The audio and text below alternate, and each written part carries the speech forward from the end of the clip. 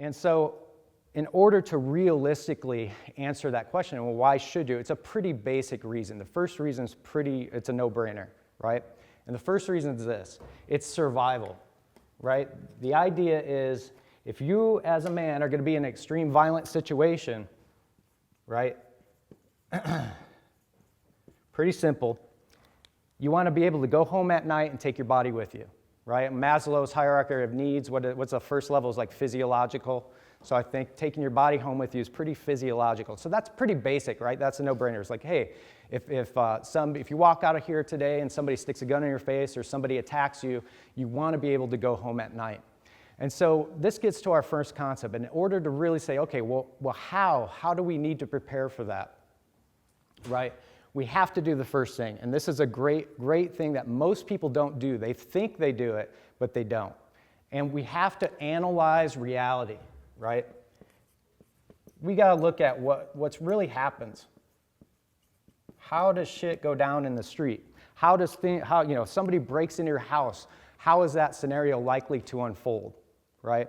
And what types of scenarios do you as a man walking around in the world do you have a chance of getting involved with? Even if you're trying to avoid it, sometimes bad things happen, right? And so we have to analyze reality. We don't want to guess or pontificate as to what we think is going to happen or what somebody told us is going to happen. We have to investigate reality. And what we find is that when bad things occur, when extreme violence occurs, it can happen in any number of ways. So we kind of are at a quandary. We're kind of at a roadblock, because how do you prepare for the unexpected, right? How do you prepare for something that can unfold in an infinite number of ways, right? So we're going to get there, and I'm going to give you a set of principles. We're not going to get a system, but we're going to give you a set of principles and concepts of how to break that down and how to look at things differently. And this concept right here can easily transfer over into other areas, right? How many of the best marketers do, what do? They analyze markets. They see what the market wants. But how many companies create products, or somebody has a great idea for a product, they create the product, they put a bunch of time and effort and marketing into it, they release it and nobody buys it because they didn't analyze reality. So even though it's a pretty simple concept, how many people actually follow it? And if we're talking about the seriousness of surviving something really bad happening, then we've got to start with analyzing reality. So how do we do that? Well, when it comes to violence, we live in the information age, so we have hundreds of thousands of hours of actual fights that we can go watch, right? We now have video of cage matches where we actually get to see what techniques work and what don't in a pressure situation.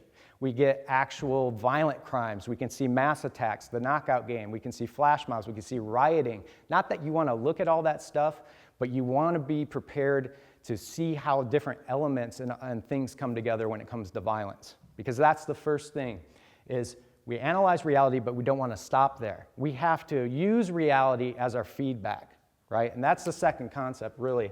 We're still on the first reason, but I'm gonna spend more time on this survival setup, because what I'm doing is giving you a framework of training.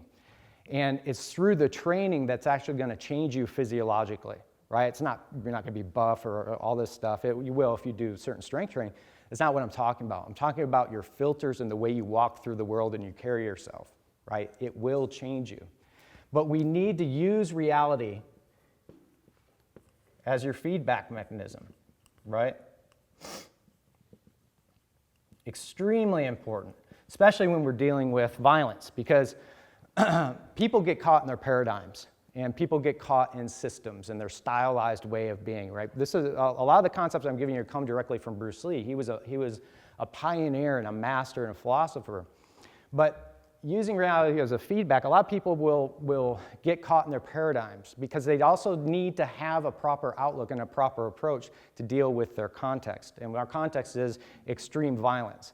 So what do I mean by that? Okay, well, we have a good idea of how violence can unfold, and it can unfold in any number of ways, right? So now we can say, okay, well, let's look at reality and let's look at some solutions. So some of the solutions are, well, let's look at cage fighters. Those guys are pretty tough, right? So we look at MMA.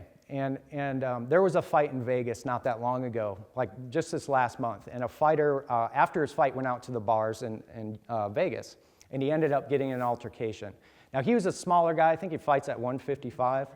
But he ended up getting in a fight with this big dude. And just as he was telling the guy who was saying, "Google me, bitch, I'm a fighter," the guy clocked him, right, and hit him hard.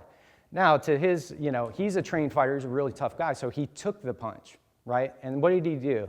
Well, he did a pretty smart thing is he went for a double leg, because if you know anything about Jiu-Jitsu or if he has superior grappling, you get the guy on the ground, you can beat a bigger opponent.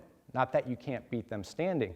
But what happened was he was in a bar, and there were multiple people there. And so when he went for his takedown, somebody else jumped in and grabbed him, pulled him off, and then a bunch of people got into the fray, right? Luckily, it got broken up. But he's even more lucky that the guy's friends didn't have a gun, a knife, hit him in the head with a chair. So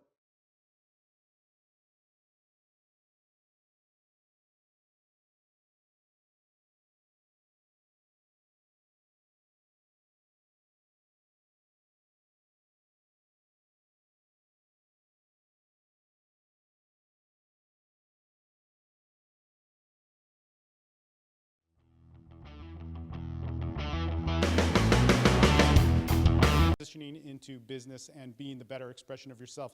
He's a first-degree black belt under William Vandry. He also has trained with Paul Vunak, certified JKD instructor. The list goes on and on. Mr. Ed Aiken. What's up, man? Oh, yeah. Thank you. All right. So this is my second time at the 21 convention where it's limited, right? Brazilian Jiu-Jitsu is great for what? Ground fighting, right? There's a few things standing up, and they do train against the other ranges, but for all intents and purposes, it's a ground fighting art, right? They don't. The last time I was in Jiu-Jitsu, we did not wrestle with a knife, right? Some places do, but that's where you can start to look and say, okay, where is my system? Where is my what I'm relying on? Where is it limited? And but you're still communicating and expressing yourself. And if you're abstract enough to kind of see what, what the correlations is, then by changing one area of your life, you change the others, right? And what we find is that we find ourselves